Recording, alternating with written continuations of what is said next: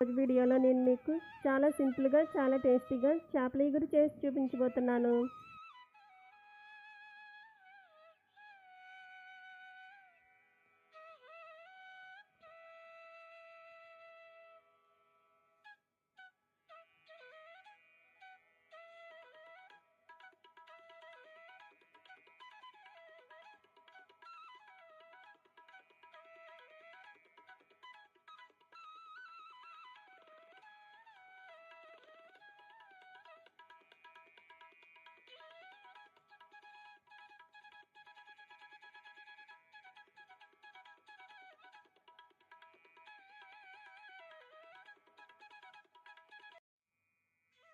ఈ ప్రాసెస్లో చేసుకున్నట్టయితే చేపల ఇగురు చాలా టేస్ట్గా ఉంటుంది.